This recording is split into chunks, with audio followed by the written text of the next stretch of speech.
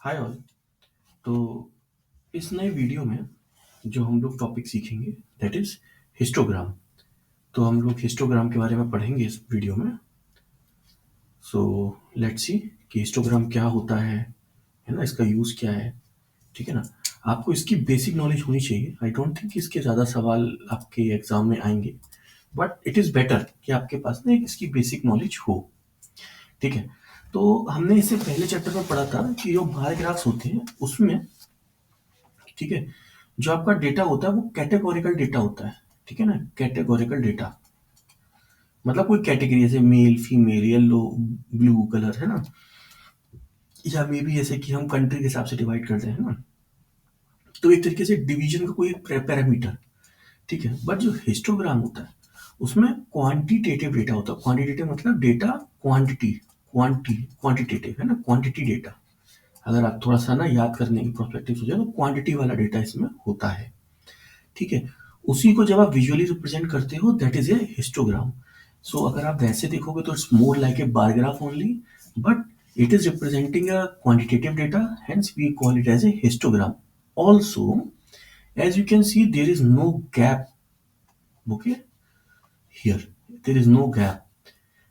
Okay, तो ये भी एक इसमें रीजन होता है। ठीक है ना, क्योंकि बार ग्राफ में आपने देखा होगा कि जो बार ग्राफ होता है जो कि हम ऐसे बनाते हैं, तो उसमें जो सारे बार्स होते हैं वो थोड़े अलग अलग होते हैं ना, क्योंकि इसमें आप देखोगे सारे बार्स ना आपस में एक दूसरे के पास होते हैं, क्योंकि ये एक इंटरवल टाइप का ग्राफ होता है। जैसे कि ये हुआ 0 से 5 है ना, 5 से 9, 9 से 13, 13 से 17, 17 से 21, 21 से 25। तो क्योंकि अब इनके बीच में डिफरेंस नहीं कर सकते, इसलिए एक तरीके से ये एक इंटरवल हुआ, एक क्वांटिटी हुआ इस इंटरवल के बीच, क्वांटिटेटिव है ना, क्वांटिटी हुई इसकी। ठीक है ना, तो that is why we call it as a histogram. और यही डिफरेंस है। अगर आप एज ए डिफरेंस भी जाओगे ना, तो हिस्टोग्राम और बारग्राफ का मेन मेन डिफरेंस भी यही है कि what is the difference between histogram and a bar graph, है ना। तो आगे बढ़ते हैं। ठीक है, तो मैंने इसमें कुछ क्वेश्चन सॉल्व करे, तो लेट्स सी कि उनको हम कैसे सॉल्व करेंगे। कुछ क्वेश्चन सीखते हैं। जैसे कि ये पहला क्वेश्चन है, ठीक है ना। तो ये वाला क्वेश्चन है कि इस वाले क्वेश्चन में इन्होंने एक हिस्टोग्राम दिया है, मतलब हाँ एक टेबल दी है ये वाली, और इस टेबल के बेस पे हमें हिस्टोग्राम बनाना है। हिस्टोग्राम में ज़्यादातर चीज़ों को ना इंटरवल्स की टाइप से ही दिया जाएगा, जैसे कि आप ये वाले इंटरवल्स पढ़ सकते हो। ठीक है ना, इसको हम थोड़ा सा ऊपर कर देते हैं so that you can see more properly here. तो अभी हम देखते हैं। तो देखिए आप इसमें इंटरवल देख लीजिए 40 50 50 60 60 70 70 80। ठीक है ना, तो मैंने जस्ट डायग्राम लाइन बना रखी है ताकि हमें थोड़ा सा लाइन बनाने में दिक्कत ना आए, है ना। और अब हम बनाते हैं इसको। ठीक है, तो जैसे कि एक लाइन तो देखिए यहाँ आया एक, एक अंदाजे से हम बनाते हैं। ठीक है ना, 3 4 5 6 7 8 9। ठीक है, अगर हम इस बेस को चलिए 0 मान के चलते हैं तो ये वाला कितना हुआ, 10 20 30 40 50 है ना, 60 70 80 90 हो गया ना। इस तरीके से हमने इसे नॉर्मल डिवाइड किया, 10 20 30 40 50 60 70 80 90। ये वाला क्या हो गया आपका, ट्री की लेंथ, है ना। तो अगर आप इसकी यहाँ पे नीचे की तरफ लिख सकते हो इसको ट्री लेंथ।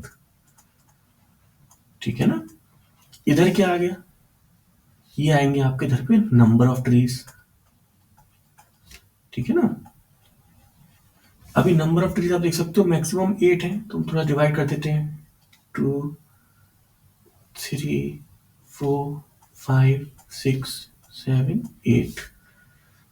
और भी आप ऊपर तक लिख सकते हो, पर मैं जस्ट अभी के लिए इतना ही लिख दे रहा हूँ। वैसे आप और भी लिख सकते हो लाइक 9 10। ठीक है ना, तो भाई पहला आपका ट्री का जो है, जो रेंज है वो 40 से 50 कितना है, 2। तो 40 से 50 आपका कितना है, 2। ठीक है ना, अगला कितना है 50 से 60, वो आपका आया 3। तो 50 से 60 ये वाला आपका आया 3। 60 से 70 आपका 8 आया।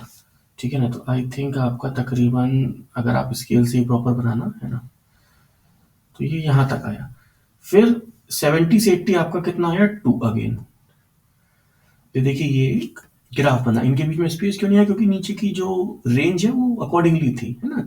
हाँ, ऐसा हो सकता था कि 80 के बाद आपको वो मान लीजिए रेंज दे देता 100 से 120, तो उतना बीच में गैप आ जाता और फिर यहाँ पे 100 और 120 लिखते और फिर उसके बीच में ग्राफ बना देते जो भी उसका होता अकॉर्डिंगली। ठीक है ना? तो आई होप आपको ये क्वेश्चन इजीली समझ में आया होगा। जो रेंज टाइप की चीजें होती है उनको हम नीचे लिखते हैं ताकि हम ग्राफ बना सकें, और जो नंबर से हम उधर लिखते हैं so that it will be proper और ये वर्टिकल ग्राफ बने। ठीक है, अभी अभी और देखते हैं आगे। ये वाला क्वेश्चन देखते हैं, ठीक है ना? तो इस वाले क्वेश्चन में क्या है कि ये कुछ बच्चों की पास परसेंटेज फ्रिक्वेंसी है कि कितने से कितने बच्चे पास हुए, है ना? ठीक है ना? रफ क्वेश्चन है, कहानी कुछ भी हो सकती है क्वेश्चन की कि एक ट्रेन ट्रैवल कर रही है, ये हुआ वो हुआ, एंड ऑफ द डे आपको ऐसी टेबल सी रहेगी जिसको आपको ग्राफ बनाना है, बेसिक सा। ठीक है ना? उसमें आपको हमेशा याद रखना अगर कुछ भी रेंज वाले आइटम है वो नीचे जाएंगे, सिंपल। तो इसमें 40 तक है तो ले लेते हैं अंदाजा से, है ना? तो 0 1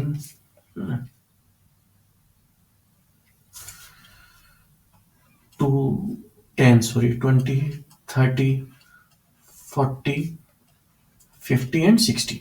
तो फिर इधर का रेंज आप देख रहे हो कि ये ऑलमोस्ट 100 तक गया है, तो मैं 10 की रेंज में लूंगा। ठीक है ना? 10 20 थोड़ा सा छोटा ले लेता हूँ ताकि इजीली हम बना सकें, बाकी आप प्रॉपर मेजर करके ही लीजिएगा।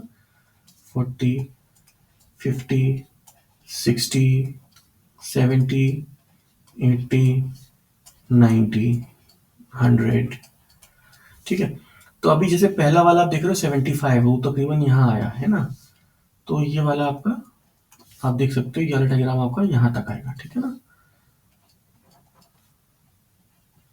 आप प्रॉपर लाइन खींच लीजिएगा, जस्ट फॉर माई इजीनेस मैं इसको बना रहा हूँ।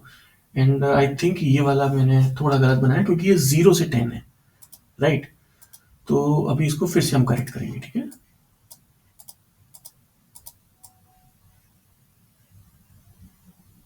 तो मैंने इसको थोड़ा सा साफ करा रबड़ से। ठीक है, अब बनाते हैं हम लोग फिर से इसी चीज को। तो क्योंकि ये 0 से 10 है तो ये यहाँ पे आएगा ऐसे, सॉरी ये वाला यहाँ से 75 है ना, तो ये देखिए ये है। अगला कितना है? 10 से 20 82, तो 80 ये और 2 तकरीबन यहाँ, तो ऐसे। ठीक है ना? ये वाला ग्राफ यहाँ बनेगा पूरा ऐसा, राइट?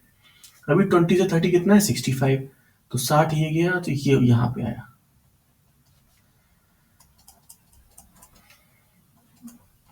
राइट? अगला कितना है? 30 से 40 वो कितना है? 90 90, तो फिर इसको हम लोग, ठीक है ना, ऐसे बनाएंगे इसको। आई होप आपको ग्राफ समझ में आया होगा हम लोग कैसे इसको डिजाइन किए। ठीक है ना? मेनली रेंज नीचे रखना है, नंबर्स को जो है हमें वाई एक्सिस पे रखना है, यानी वाई एक्सिस होती है ना, और ये एक्स एक्स, और जो इनकी चीजें हैं उनको नाम दे दीजिए। जैसे कि नीचे वाले का आपका जो भी नाम है आप वो दे दीजिए। देखिए पास परसेंटेज और फ्रीक्वेंसी, तो इस वाले को आप फ्रीक्वेंसी लिख दीजिए, है ना, जो भी दिया हो एग्जाम में, है ना? और यहाँ पे आप देख लीजिए पास परसेंटेज,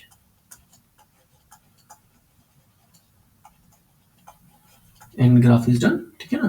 तो ऐसे आपको बेसिक ग्राफ बनाना है। ठीक है, फिर से आगे बढ़ते हैं। ठीक है, तो ये एक और चीज है जो मैं आपसे शेयर करना चाहता हूँ कि जो हिस्टोग्राम है ना वो हमेशा वर्टिकल ग्राफ होता है, इस तरीके से बनाते हैं। ऐसा नहीं है कि आप ये जो रेंज को आप इस तरफ लिख दो और इस वाले को आप इधर लिख दो और ग्राफ को आप ऐसा बना दो जैसे कि मैंने नीचे डिजाइन बनाया है, ऐसे कुछ तरीके से बना दो। नो, इट इज रॉन्ग, ये सही नहीं है। ठीक है, always and always histogram is A vertical bar, has is a vertical bar. तो आपसे ऐसे क्वेश्चन भी पूछ सकते हैं कि कैन हिस्टोग्राम बी ड्रॉन और displayed in horizontal bars, yes और नो, तो आप उसमें नो करोगे। और histogram can be displayed, can only have a vertical bar, yes और नो, यस, है ना? तो ये तरीके से क्वेश्चन भी आ सकता है, तो मैंने इस क्वेश्चन को यहाँ पे एक्सप्लेन करने की कोशिश करी आप लोगों को, so that you understand. Okay, चलिए फिर और आगे बढ़ते हैं। अभी देखिए हिस्टोग्राम के ना टाइप्स देखते हैं। तो बेसिकली ना हिस्टोग्राम 4 तरीके का होता है। ठीक है, आई होप आपको क्वेश्चन समझ में आए, हिस्टोग्राम की डेफिनेशन समझ में आई, एक वो बेसिक सी प्रॉपर्टी भी हिस्टोग्राम की हमें समझ में आ गई, इतना हमको क्लियर हो गया है। अब हम लोग पढ़ रहे हैं क्या, टाइप्स ऑफ हिस्टोग्राम, कि हिस्टोग्राम के क्या क्या टाइप्स होते हैं। टाइप्स क्या क्या हुए, यूनिफॉर्म, सिमेट्रिक, बाइमॉडल, प्रोबेबिलिटी। देखिए वही मैंने यहाँ पे थोड़ा सा डायग्राम से भी समझाया, uniform histogram, symmetric histogram, bimodal histogram, probability histogram. ठीक है ना। अगर आपको याद ना हो पा रहा हो तो आप इसको कैसे भी याद कर सकते हो, लाइक जैसे कि इस तरीके से याद कर सकते हो, पहले वाले के दो शब्द से तो आप यूएस बना लोगे ना, और दूसरे वाले से आप बना सकते हो बाइप्रो, है ना। बाइप्रो आपको याद रहेगा, ठीक है ना। इस वाले को भी आप थोड़ा सा और छोटा कर सकते हो, यूनिसाई, यूनिसाई बना सकते हो, है ना। तो आपको इजिली याद हो जाएंगे ये वर्ड्स, यूनिसाई बाइप्रो, है ना। तो आपको याद होगा चारों वर्ड्स, छोटा सा जस्ट फॉर नेम से आपको इजी पड़ जाएगा कि आप भूलोगे नहीं कि ठीक है कौन सा। कभी कभी क्या होता है दो याद है तीसरा नहीं है, in that case it would be helpful for you. ठीक है, तो आगे बढ़ते हैं। ठीक है, तो अभी यूनिफॉर्म क्या होता है। यूनिफॉर्म हिस्टोग्राम, पहली बार जो सारे हिस्टोग्राम ही है तो हम लोग उसी प्रोस्पेक्टिव में मैं फर्दर बोल रहा हूँ, जो जिसका भी ना डेटा एक तरीके से लेस डिफरेंस होगा, मतलब जिसकी भी ये जो ग्राफ्स होंगे ना उनके बीच का डिफरेंस बहुत ज्यादा नहीं होगा, मतलब ज्यादातर वो यूनिफॉर्म ही दिखेगा, मतलब सारे इंटरवल्स में ना फर्क ज्यादा नहीं है, इस तरीके से कुछ, है ना। जैसे कि देखिए इनके बीच का ना ये फर्क बहुत ज्यादा नहीं है, ये फर्क होता है ना बीच का, इतना कह सकते हो आप, ये वाला फर्क, है ना, ये बहुत ज्यादा नहीं है। सो ऐसे हम हिस्टोग्राम को यूनिफॉर्म हिस्टोग्राम कहेंगे।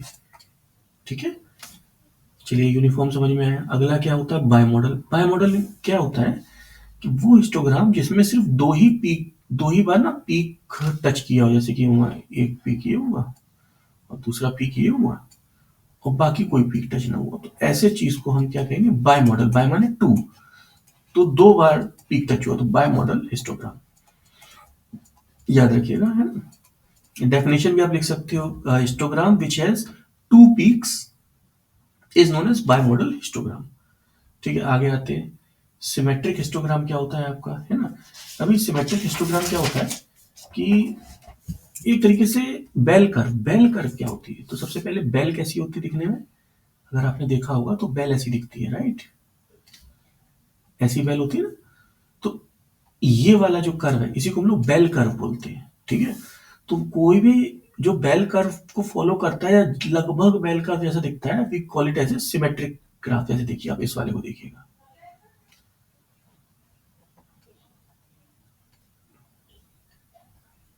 ये देखिए kind of a bell curve, ठीक है ना। So we call it as a symmetric histogram. थोड़ा बहुत भी फर्क है तो इट्स ओके, ऐसा नहीं है कि बिल्कुल एग्जैक्टली ऊपर से नीचे तक होना चाहिए, जैसे मान लीजिए ऐसा है ना, तीसरा वाला ऊपर जा रहा है और इधर इस तरफ तीन आ रहे हैं। अब आप कहोगे नहीं इधर दो है इधर तीन है तो ये बेल कर्व नहीं है, नहीं नहीं, इट्स ए बेल कर्व, इसको बेल कर्व ही मानोगे आप, ठीक है ना। एग्जैक्टली नहीं है कि बिल्कुल 100% डिवीजन हो, लगभग वैसा होना चाहिए। We call it as a symmetric histogram. So the symmetric histogram is a histogram which follows bell curve. मैं स्पेलिंग लिख देता हूं, bell curve, okay, is a symmetric histogram. अब लास्ट कौन सा बचा, प्रोबेबिलिटी। प्रोबेबिलिटी में क्या होता है, वो हिस्टोग्राम जो कि प्रोबेबिलिटी के डिस्ट्रीब्यूशन को फॉलो करे या जिसमें कुछ प्रोबेबिलिटी की चीजें हों, ठीक है ना। मतलब जैसे कि इधर वाले ग्राफ में ना प्रोबेबिलिटी दे रखी हो कि अच्छा ये प्रोबेबिलिटी कितनी है वो कितनी है, प्रोबेबिलिटी में आगे चैप्टर्स में पढ़ाऊंगा, ठीक है ना। और यहाँ पे मान लीजिए कुछ रेंज दे रखी हो, ठीक है ना, तो such graphs are called probability graph. जैसे यहाँ पे मान लीजिए कुछ नंबर दे रखा हो, है ना, प्रोबेबिलिटी का नंबर, ठीक है ना, ठीक है ना। यहाँ भी कुछ नंबर दे रखा हो जो कि रेंज हो मेनली, तो जैसे ये दे रखा हो कि अच्छा 1 से 2 में ये प्रोबेबिलिटी हो सकती है, 2 से 3 में ये प्रोबेबिलिटी हो सकती है, इस टाइप से कुछ प्रोबेबिलिटी का बना के दिया उन्होंने, ठीक है ना। 3 से 4 में आपको कुछ और प्रोबेबिलिटी बोल दें, ये है ना, 5 में कुछ और प्रोबेबिलिटी बोल दें, है ना। तो such graph is called as probability graph, histogram, ठीक है ना। So a histogram of a probability distribution is known as a probability histogram, ठीक है ना। आई होप आपको ये वाला भी समझ में आया होगा। हिस्टोग्राम इससे ज्यादा कुछ भी नहीं है, आप इतना भी तैयार कर लेते हैं properly, I think it's more than enough, ठीक है। अगर आपको मेरा वीडियो समझ में आया हो और आपको अच्छा लगा हो तो please like and subscribe my channel, it really help me and support me. Thank you.